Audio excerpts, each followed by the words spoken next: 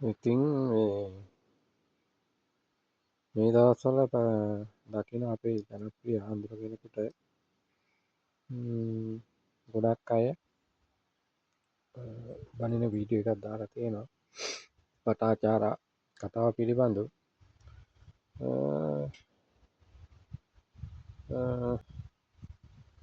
මං හිතන්නේ එතන අහපු ප්‍රශ්නය හරියට අවබෝධ කරගත්තා නම් මං හිතන්නේ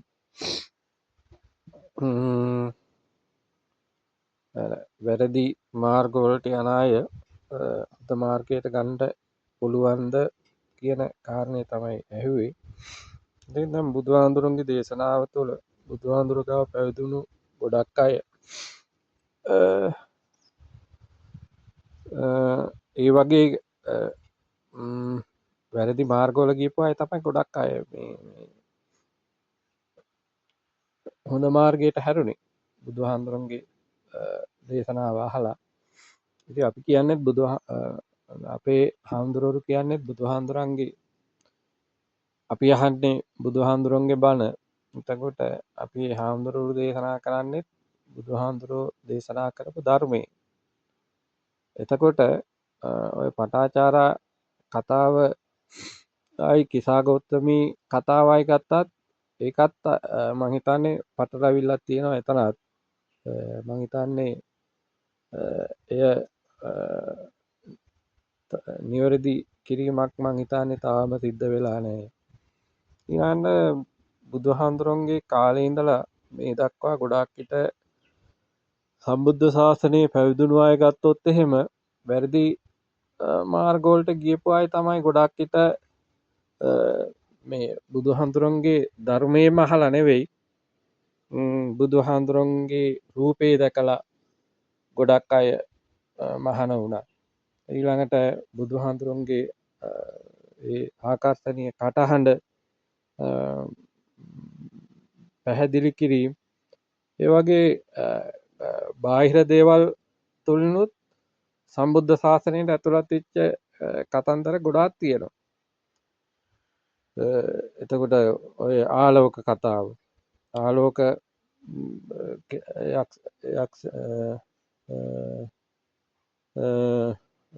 යක්ෂයා මේ කාලේ සාමාන්‍යයෙන් ඔය අපි දන්නවා ඔය පාතාලේ වගේ හිටපු මිනිස්සේ ඉතින් බුදුහාඳුරන්ගෙන් බණ අහලා එයා සම්බුද්ධ ශාසනයට ඇතුළත් වුණා. තුරුණුවන් සන්නගී කෙනෙක් බවට පත් වුණා. ඊළඟට බුදුහාඳුරෝ ඔය පළවෙනි රහතන් වහන්සේ 69 අමතලා දෙවි මිනිසුන් සොයාගෙන ගිහිල්ලා බණ කියන්න කියලා බුදුහාඳුරෝ අවවාද කරලා ඊළඟට රහතන් වහන්සේලා 69ට ඊළඟට යනකොට හම්බෙන්නේ ඔය මේ කාන්තාවක් එක්ක ගිහිල්ලා විනෝද වෙන්න ගිහිල්ලා ඒ කාන්තාව ඒ කුමාරවරුන්ගේ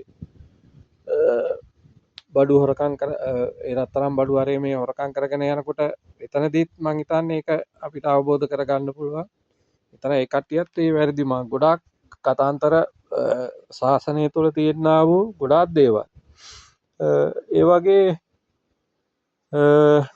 නරක පැත්තට ගියපු අය හොඳ මාර්ගයට හැරිච්ච අය. දැන් අපේ සෝමහඳුරෝ බණ කිව්වා. මං හිතන්නේ සෑහෙන පිරිසක් හොඳ මාර්ගයට යොමු වුණා. ඒ වගේ ජනප්‍රිය ආර්ය ධම්මහාඳුරෝ පිළිබඳව අපි අහලා තියෙනවා. එතකොට සෝමහාඳුරෝ අපි දන්නවා. ඒතර මේ සියලු හාමුදුරුවෝ අතර අද වර්තමාන කාලය තුල ජනප්‍රිය මහාඳුර කෙනෙක් තමයි අපේ මේ වර්තමානයේදී ගොඩක් අය විවේචනයට ලක් කරන්නට දෙන්නේ. නමුත් මං හිතන්නේ ඒ වගේ සුළු වැරදීම් මං හිතන්නේ මයික් එකක් ළඟට ගියපුවාම අමතක වීම වගේ දේවල් වෙනවා. එතනදී එක්කෝ ඒ ඇවිල්ලා හිටපු අනිත් අය ඒක නිවැරදි කරන්න ඕන එක්කෙනෙක් නෙවෙයි හිටියේ එතන. අනිත් අය ඒක නිවැරදි කරන්න ඕන. එහෙම නැත්තම් ඒ හාමුදුරන්ට ඒ වගේ පටල මේ එක අත්තපසුවීමක් පටලවිල්ලක් වුණා නම් ඒක ඒ ප්‍රශ්න අහන කෙනා මං හිතන්නේ ඒක නිවැරදි කරන්න ඕන අපේ හාමුදුරනේ මෙහෙමයි කියලා. ඒ වගේ දේවල් සිදු නොවුණු මං හිතන්නේ ගොඩාක් දේවල් සිද්ධ නොවුණු නිසා තමයි ඒ වගේ පොඩි අතපසුවීමක් වුණේ. මං හිතන්නේ ඕක මහ ලොකු දෙයක් නෙවෙයි.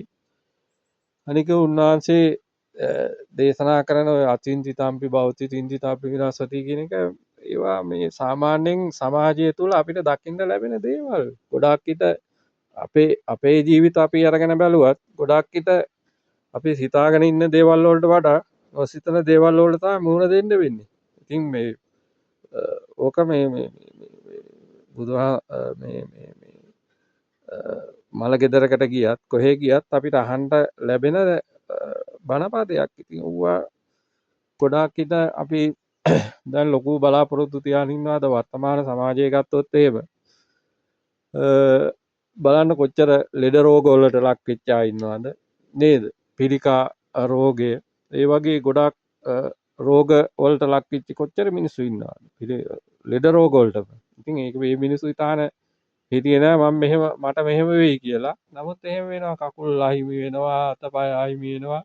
ඒවා ස්වභාව ධර්මයේ තුලින් අපිට දකින්න ලැබෙන ගොඩක් විට අපි මේවා බුද්ධියෙන් විමසලා බලන්නට ඕන. බලලා මං හිතන්නේ අඩුපාඩු තියෙනවා. අඩුපාඩු නැති කෙනෙක් නෑ. සියලුම දෙනා පුතත්ජනයි. රහත් වෙලා නෑ කාගේ කවුරුත්. දැන් අපේ ජීවිත ගත්තත් ඒ වගේ තමයි.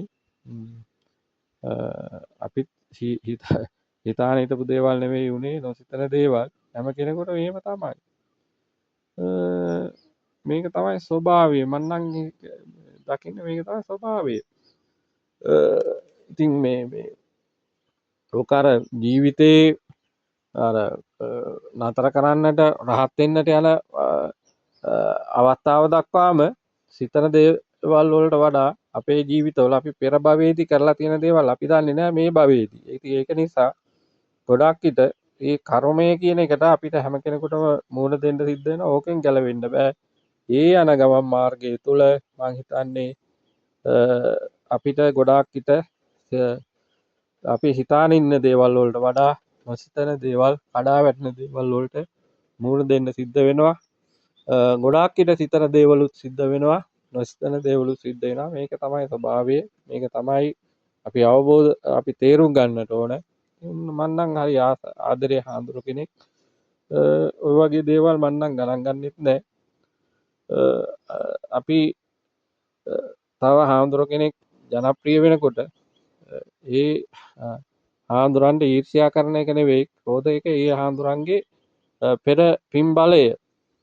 ඒක අපි තේරුම් ගන්න ඕනේ. හැම කෙනෙකුටම ජනප්‍රිය වෙන්න බෑ.